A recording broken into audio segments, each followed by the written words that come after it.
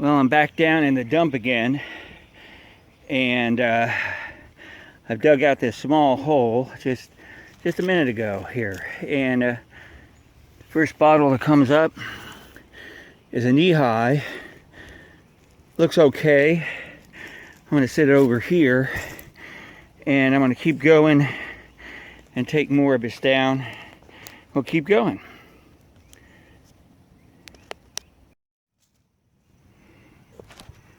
Well, this is my first bracer. I just picked that up. I'm not going to be surprised finding them. They're all over the place here. Let me go down here and see what this will be.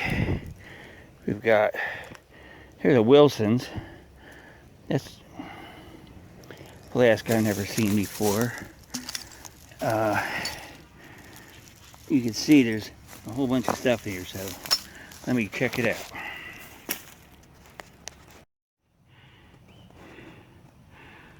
Well, I've got this. This is a baby feeder, doll feeder with a little dog on it.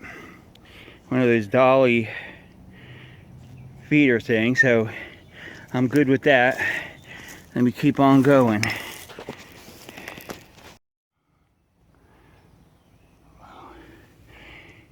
This here, I knew this was going to happen. There we go. Got a little marble. That's a good one. Haven't found one. That's the first marble I found in this dump. Let's keep going.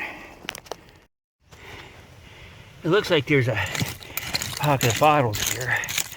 So let's dig this thing out and see what it is. Another one of these, Wilson. Yeah, he was loved by many and hated today by most bottle collectors. You can see there's glass in here, jars, jar tops anyway. I see pieces of Cokes around, so we know they're in here. I don't see anything right off the bat here. So instead of wasting my battery, I'll keep on going and find something for you.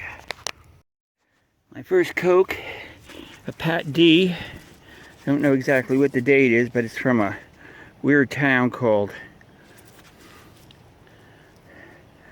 Keene, South Carolina. So, hey, that's a good one for me. I've never found that one before. And it was right here, so I'm going to keep going. Let's dig a few bottles here. We've got one here in the wall. It's just a nothing. You got another one right here.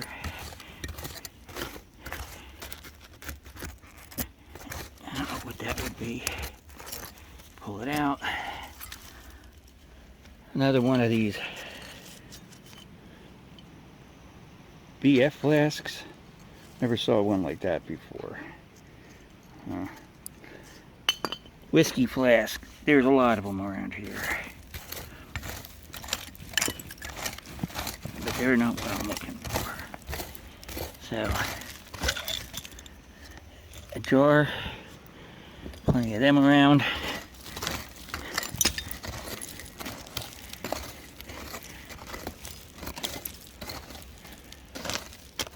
This area here, if you look, it turns into sand. And then generally under here there's not much left. What's that? Jar.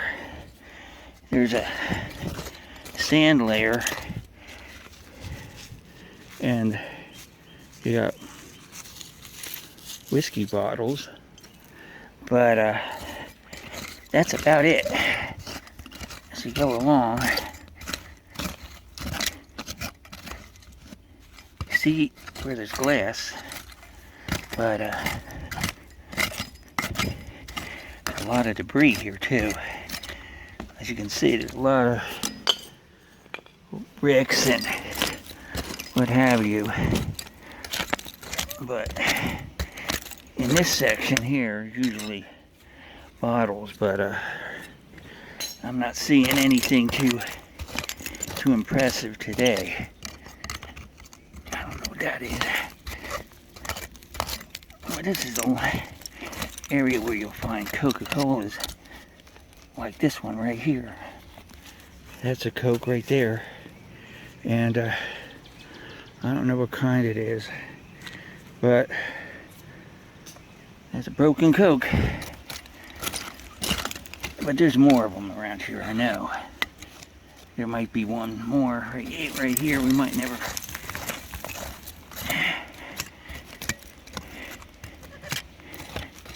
I don't know what this one is. I don't know.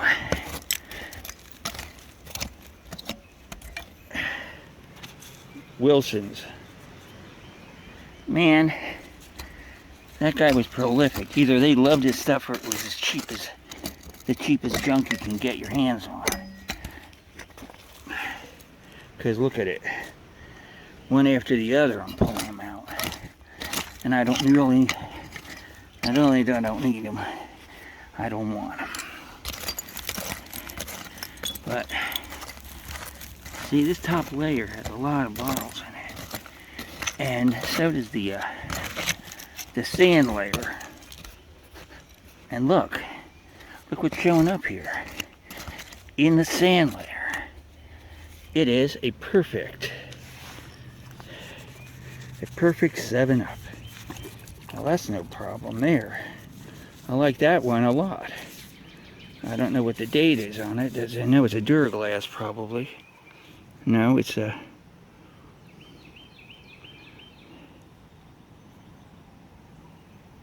I don't know. I can't even tell. But it's one I'll buy. It's a good 7-Up, I'll tell you that. Best condition I've ever seen them in. It's this sand that's saving them. So,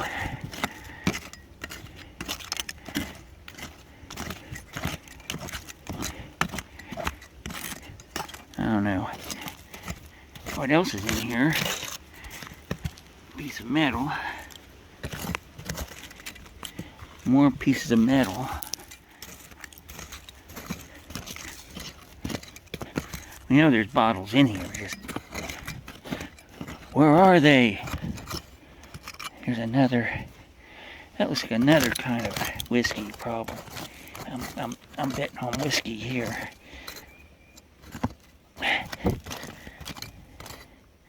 I'm sorry if my camera work is looking bad. It's just... I'm having a hell of a time trying to keep... But as you can see, the labels are good on these. You can't read them, pretty much. But that's a Wilson's, and it has its tax label on it and all that good stuff. Well, let me just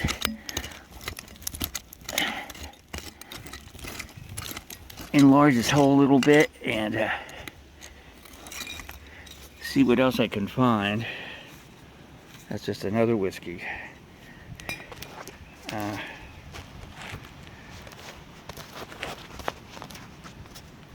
What the hell?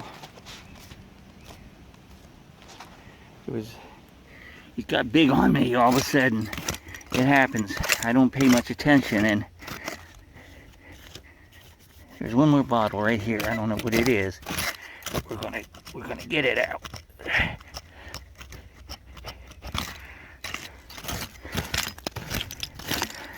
It looks like it's some kind of soda. No, it's just a ketchup, I think. Yeah. Okay, let's keep going. In my spoils, I threw out a bottle that looks like a Frosty. So I'm heading on to something else. This hole didn't play out too well. I'm gonna fill it in and go somewhere else.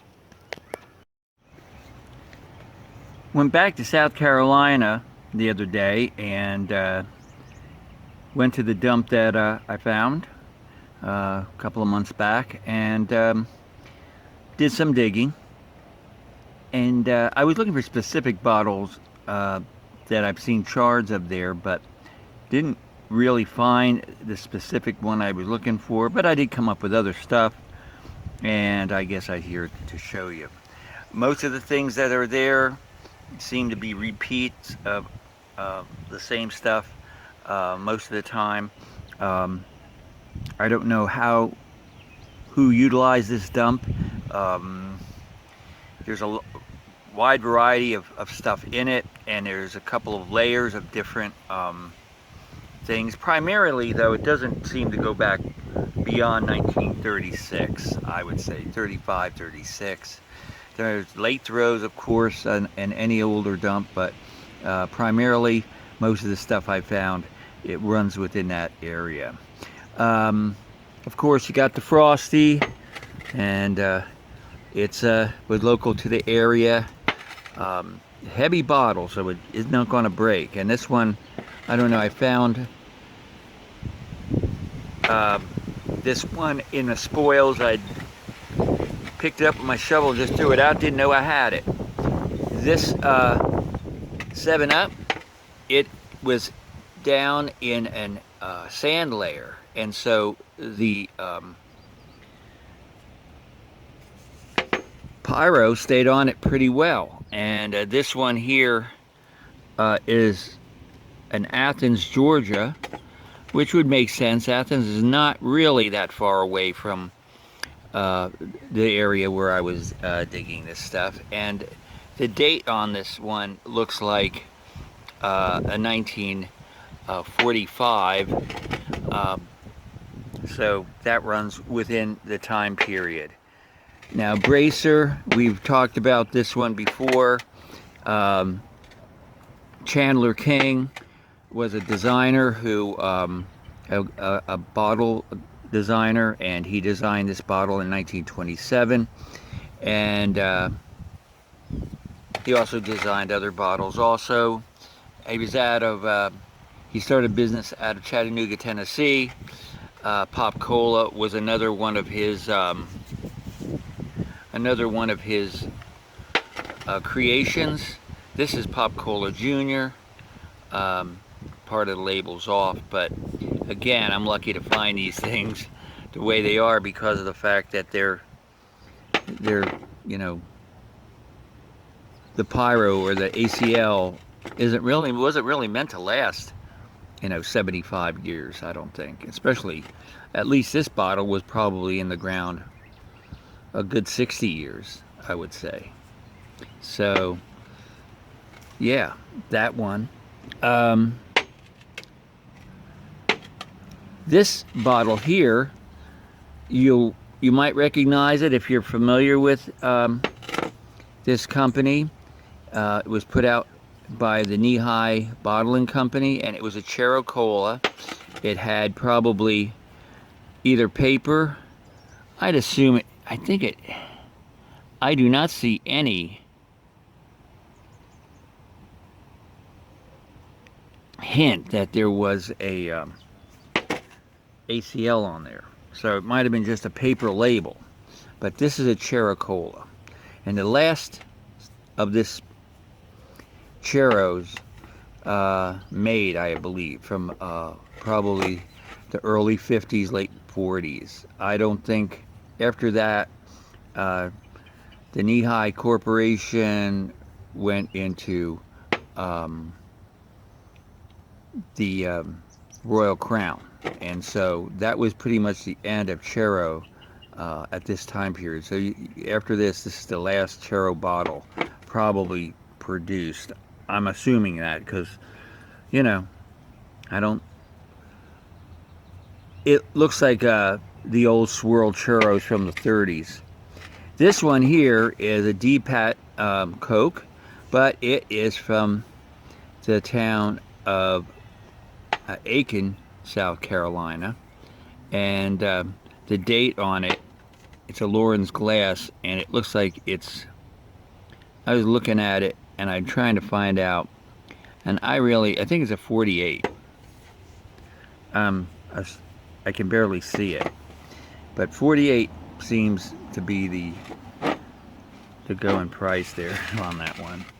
Again, I found another one of these from Allendale, a Ziegler, but and it has a lot of dings, and it was on the surface. I just walking out, and there it was. The top was showing, and I picked it up as a little creamer, and you know, it's a half pint, and I don't know what else to say. I can't find any information on this. There is a Ziegler dairy, but it's from Wisconsin. It's not from Allendale.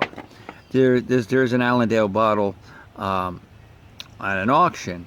It's a quart. The same company as this, but no information on it. One bottle that I did find that I wasn't going to keep, but I wanted to find out about it, and it's a Vitalis bottle, and this particular one was produced probably in the 40s. Now, Vitalis is a hair tonic. And the thing about this hair tonic is that it was one of the first to use, well, look what we have here.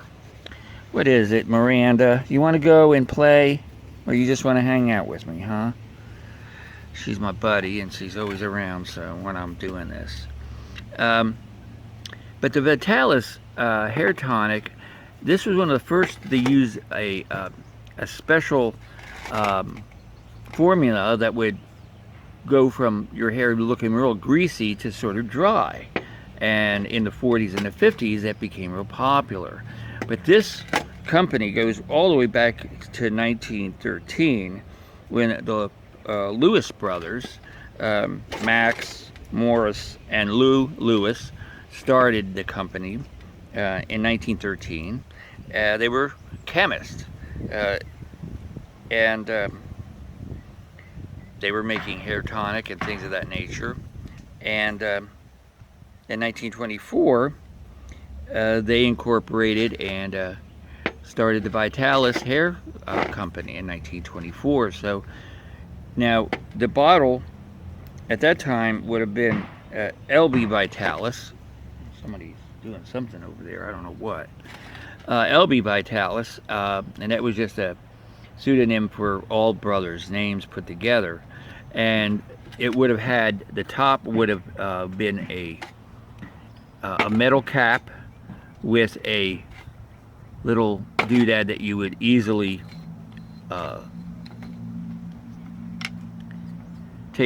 pull the stuff out. And in the 30s, they came up with this, and it's a typical hair tonic. And this bottle probably sat in a, I probably sat in a barber shop, the size of it.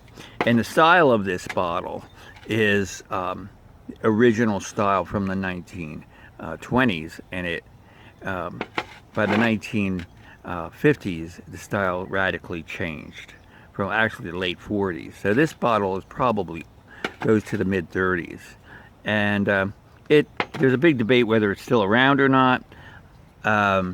You can still get it, like a lot of things, online. It is produced by somebody other than the Lewis brothers. Bristol Myers in 1931 bought this company and produced it from then on in. And everything else I call junk bottles. That's all junky stuff that I'm gonna put out, either give to people. I love to give people bottles. They enjoy it, especially if they're not collectors, and to them it's just novelty. I did find this in the video. If you noticed, I found this little baby bottle, and this was a nurser for a doll, and it has a little dog on it, and it's a cool bottle. And it's in Owens, Illinois from the 1940s. So cool. That's the other interesting thing. Other than that, nothing else much. Oh, This here is a West Virginia swirl. I don't know. And again, I mentioned this before, it's a peewee. I mean, the marbles I find down here in the South are almost all the time are peewees. Once in a while you get a standard size 3/8, but they're usually this tiny. And this is a magnolia cream top. So there you have it. I hope I get a chance to go out again this season. If it gets too hot, I won't, but I think right now it's a beautiful day. I hope you're all having a good one, and thanks for watching. Hit that subscribe button, and leave a like if you like, and even a comment. I don't mind. I'll answer any questions. I research this stuff all the time, so I might know something you might want to know. Have a good day. Bye.